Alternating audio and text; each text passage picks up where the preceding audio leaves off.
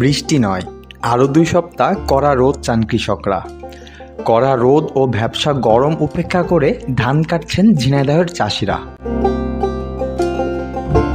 চলমান তীব্র তাপপ্রবাহে সৃষ্ট অতিষ্ঠ গরম থেকে রেহাই পেতে যেখানে বৃষ্টি চেয়ে দেশ জুড়ে ইস্তিকার নামাজ পড়া হচ্ছে, বৃষ্টির কামনায় 2 হাত তুলে কান্নায় চোখ ভাসিয়েছেন অনেকেই। তবে এই মুহূর্তে বৃষ্টি চাচ্ছেন না ধান চাষিরা। মাঠে এখনও সোনালি ফসল, সেই ফসল ঘরে তোলার পর বৃষ্টি এলেই ভালো হয় মন্তব্য কৃষকদের। সব মিলিয়ে দেশ আরও 2 সপ্তাহ বৃষ্টিহীন থাকুক, এটাই চান ধান চাষিরা।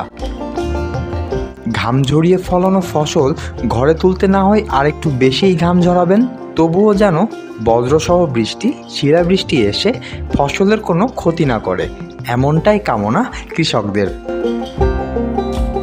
এদিকে খরতাপ উপেক্ষা করেই মাঠে ধান কাটছেন কৃষকরা। সকাল থেকে সন্ধ্যা পর্যন্ত কাজ করে যাচ্ছেন তারা। তীব্র রোদ, ভ্যাপসা গরম, থার্মোমিটারের পারদ যখন 44 ছুঁই কিছুই তাদের কাজে ব্যাঘাত ঘটাতে পারছে না। কারণ গরমের চেয়ে ক্ষেতের সোনালি ফসল অতি মূল্যবান। ঝিনাইদহের জেলা জুড়ে এখন সোনালি ফসল, বোরো ধান কাটার ধুম পড়েছে। কোনো কৃষকের ধান পেকে গেছে, আবার কিছু ক্ষেতের ধান আধপাকা অবস্থা। সব মিলিয়ে আগামী 2 সপ্তাহের মধ্যে মাঠের ধান গোলায় তোলার সময় পাবেন কৃষকরা। ধান কাটা থেকে শুরু করে শুকিয়ে গোলায় তোলা পর্যন্ত প্রয়োজন পড়ে রোদের। কৃষকরা বলছেন, রোদ আর গরম যতই বেশি হোক, ফসল ঘরে তোলার এখনই মোক্ষম সময়। সেই সঙ্গে গোখাদ্যের জন্য ধানের খড়ও তারা শুকাতে পারছেন এই রোদে। ঝিনাইদহ পৌরসভার পশ্চিমে মথুরাপুর গ্রামের কৃষক মোহাম্মদ রাশিদুল ইসলাম প্রায় 1.5 একর জমিতে বোরো ধানের আবাদ করেছেন। জমির কিছু অংশের ধান তিনি কেটে ফেলেছেন ইতিমধ্যেই। তীব্র রোদ মাথায় নিয়ে সোমবার দুপুর 2টার দিকে জমি থেকে ধান বাঁধতে দেখা গেছে রাশিদুলকে। আধপাকা ধান এখনও তার ক্ষেতে দেখা যাচ্ছে। মাঠ জুড়ে শোভা পাচ্ছে সোনালি ধান, যেন মনে হচ্ছে বাংলার মাঠ সোনায় পরিপূর্ণ হয়ে গেছে। এই মুহূর্তে বৃষ্টির দরকার কিনা জানতে চাইলে এ কৃষক ঝিনাই টিভিকে বলেন, আমাদের তো 15 দিন বৃষ্টি না হলেই ভালো হয়। ধানটা যাতে সুস্থ হয়, ওই জায়গায় বৃষ্টি হওয়ার সাথে সাথে তো আমাদের ধান কাটা বান্ধা অসুবিধা হবে বৃষ্টির ভিতরে, বা ধানগুলো আমরা যে কায়দা কষ্ট করে আমরা ফসল ফলাইছি সেই ফসলগুলো আমরা বাড়িতে তুলতে পারবো না। সব দিক থেকে আমার অসুবিধে। আর বৃষ্টি হলো আল্লাহর দান, আল্লাহ যখন ইচ্ছা করো তখন দেবে। মানুষের কথা মতো তার বৃষ্টি হয় না, সে যখন যার যেখানে দরকার সেখানে সেই সময়টায় বৃষ্টি দান করবে। তা বৃষ্টি এখন না হলেই সুবিধা। 1 মাস যদি বৃষ্টি না হয় আমরা সুস্থভাবে যেটা করেছি আমরা ঘরে তুলে নিয়ে যেতে পারবো, বা তুলে নিতে পারলে আমাদের সুবিধা। যেহেতু আমরা বছরের একটা খ্যাত, এই খ্যাত করেছি খুব কষ্ট করে, আর প্রচুর খরচ পেতে যা পানি এবার দেখা আছে গ্রামে এমন মেশিন আছে পানি উঠছে না। ভর দুপুরে শিমুল ও তার পরিবারের লোকজন মেশিনে ধান মাড়াই করছেন। রোদ থেকে কিছুটা প্রশান্তির আশায় মাথার উপর গামছা বেঁধে নিয়েছেন, কিন্তু রোদের তীব্রতায় হাঁসফাঁস অবস্থা তাদের। সাথে কাজ করছে পরিবারের মহিলা সদস্যরাও।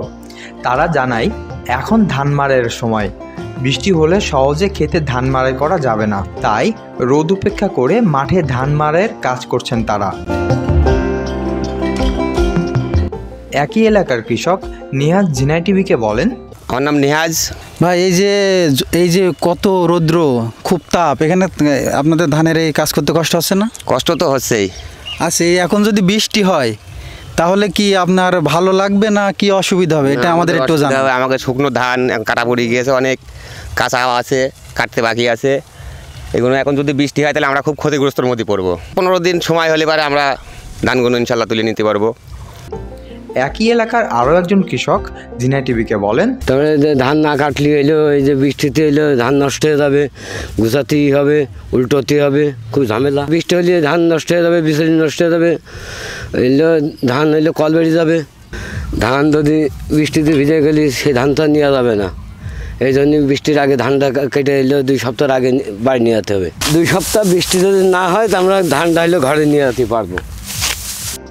ঝিনাইদহ জেলা কৃষি সম্প্রসারণ অধিদপ্তরের সূত্রে জানা গেছে, চলতি মৌসুমে জেলাতে 89,206 হেক্টর জমিতে বোরো ধান আবাদ হয়েছে। ঝিনাইদহ জেলা কৃষি সম্প্রসারণ অধিদপ্তরে কৃষি কর্মকর্তা ঝিনাই টিভিকে বলেন, আরও 10 থেকে 12 দিন আবহাওয়া শুষ্ক থাকলে মাঠ থেকে ধান তুলতে পারবে কৃষকেরা। এছাড়া বোরো ধান কাটার মোক্ষম সময় এটা। তিনি বলেন, তীব্র খরতাপেও কৃষকরা মাঠে কাজ করে যাচ্ছেন, তবে কৃষকদের স্বাস্থ্য সচেতন হয়ে কাজ করতে হবে। মাঠে কাজের সময় প্রচুর পরিমাণ পানি এবং লবণ পানি পান করতে হবে। বিশেষ করে স্যালাইন মিশ্রিত পানি পান করার পরামর্শ দিচ্ছি। এছাড়া রোদে কাজ করার সময় ফুলহাতা পোশাক এবং মাথায় ক্যাপ রাখার পরামর্শ দেন এই কৃষি কর্মকর্তা। প্রিয় দর্শক, আমরা এই মুহূর্তে আছি গয়াসপুরের মাঠে। সেখানে পাকা এবং আধা পাকা ধান রয়েছে। এই ধান পাকতে এখনো ন্যূনতম 2 সপ্তাহ সময় লাগবে। আমাদের এই মাঠের কৃষকরা এমনটাই জানিয়েছেন, তারা যদি 2 সপ্তাহ সময় পান তাহলে সুন্দর করে তারা তাদের ধান গোলায় সুন্দর করে উঠাতে পারবেন। যদি আগামী 2 সপ্তাহ বৃষ্টি না হয় তাহলে তারা যে তাদের যে দীর্ঘ 3 মাস পরিশ্রম করে যে ফসল ফলিয়েছে, সোনালী ফসল ফলিয়েছে, তারা সুন্দর করে ঘরে উঠাতে পারবে। অনেক সময় দেখি বৃষ্টির কারণে চাল পচে যায়, ধান পচে যায়, তুলতে পারে না, কৃষকদের অনেক কষ্ট হয়, শ্রমিকের দামও বেড়ে যায়। সেই কারণে এখানকার কৃষকরা চাচ্ছে যেন আগামী 2 সপ্তাহ অন্তত পক্ষে বৃষ্টি না হোক।